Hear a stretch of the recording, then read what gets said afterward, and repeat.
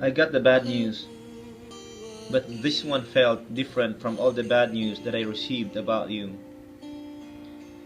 After talking to the doctor who was taking care of you, I knew that this time would be difficult. And as a doctor myself, after being involved with the care of countless dying patients, I immediately knew then that you are not coming back. At that instant, all I thought about was for you not to suffer, simply because you don't deserve it. The moment I saw you in the ICU, my heart fell, because I had this unpleasant feeling that the next few days would be our last time together. The brief time that I spent with you in the hospital gave me a chance to reflect on the past and savor the good times that we spent together. I could see myself as a child again. I was always at your side, and I always wondered why. Sometimes I felt like overprotected. At times it felt annoying, sometimes embarrassing. I did not fully understand why until I had children of my own. I remember myself as a child with asthma, and like you, I had to suffer from periods of breathlessness. Sometimes I thought it was funny because it was like a father and son teamwork. You and me gasping for air together.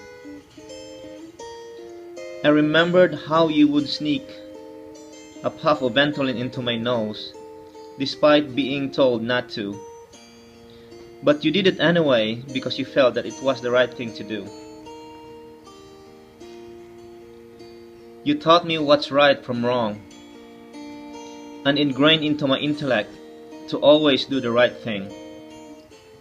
When others believe in harsh discipline, you always practice patience and understanding.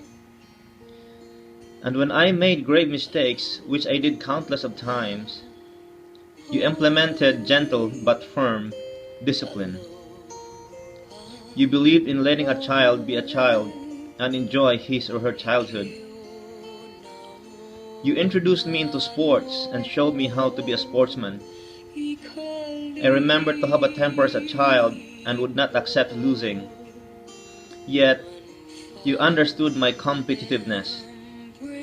You taught me how to embrace winning humbly and emphasized accepting defeat gracefully.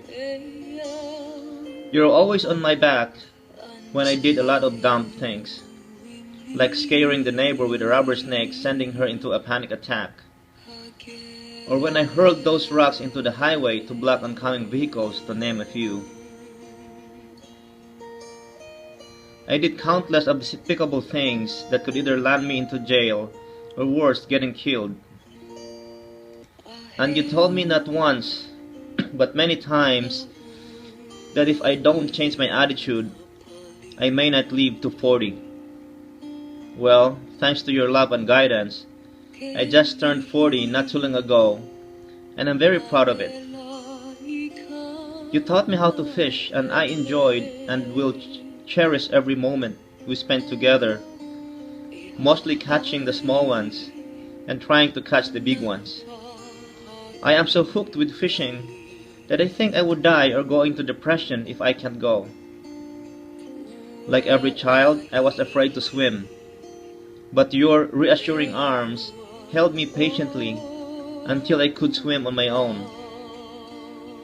You did not only teach me how to woo a woman, you also taught me how to be gentle and patient with her, and more importantly, you taught me how to respect her.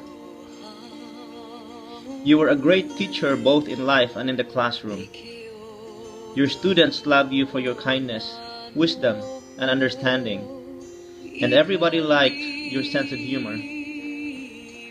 When boredom strikes, you strike back with your jokes, and the rest is history. You were a very patient coach, and your players loved you, not because you spent your own money to provide them, but because you taught them how to compete and were like a father to them. You touched so many lives, fought for the disadvantaged, encouraged those who were in despair, gave them hope, made them smile, and made them go on. You always loved children and looked after them. One of my few regrets is for my children not being able to spend more time with you. There are so many things that I wanted to share with you, and I wish I called you more often. I wish the day came where we were able to spend time together in Hawaii, whether fishing or exploring. I wish we were not far from each other in the last few years. I wish I was there when you needed medical care, as I have provided to countless patients. Sometimes, I would feel guilty that I could not be there when you needed me the most, as a son and as a doctor. I wish fate did not have to set us apart a world away. But like you said, life constantly changes, and that your family is more important than anything else. I think that's why you are content even when I am far away, because you know that I am happy and successful with the things that I do. I admire you for so many things. I admire you for standing as both father and mother to your 5 children. I admire you for loving and adoring your wife despite the circumstances that set you apart, despite the distance in between, and despite the many years of not seeing and holding each other's hands.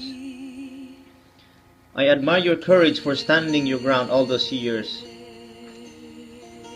Although you were not a perfect person, husband or father, because none of us is, I admire everything that you do. I even admire some of your weaknesses, one being your too much kindness even if some people took advantage of you. I forgive you for all your faults and failures, if ever there is one as a father. And I am sure that you have forgotten my many faults and failures as a son. You are a perfect example of a selfless person. You always put others in front of you, especially us, your children. You are my role model. You shaped me as a person with your love, patience, and kindness. The moment I knew that what condition you were in, and knew that your wonderful life has come to an end, I have witnessed the countless times that you fought or even cheated death. I actually believe that you have 9 lives, which you probably did. But this time, the Creator wants you back and you embraced it. I am glad that you did not have to suffer more, that you did not cling to earthly matters. Thank you for everything that you are to us, your children, your wife, your family, and to your friends, students, and even strangers. I wish I am there to lay you down to your final rest, but you understand that there are things that I have to do. You want me to take care of others like you always do.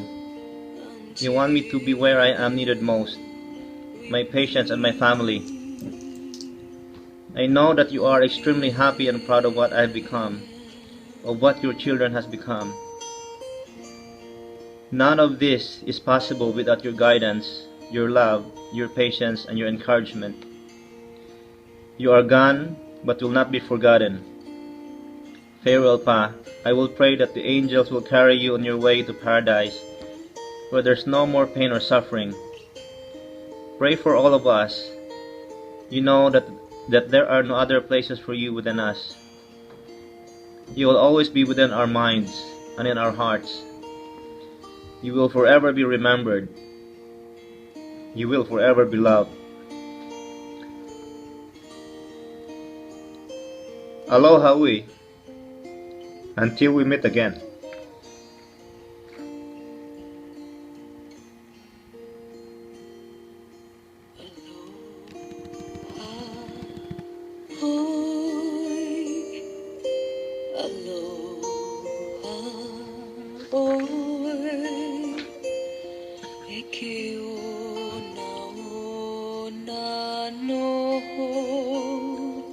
Ikali po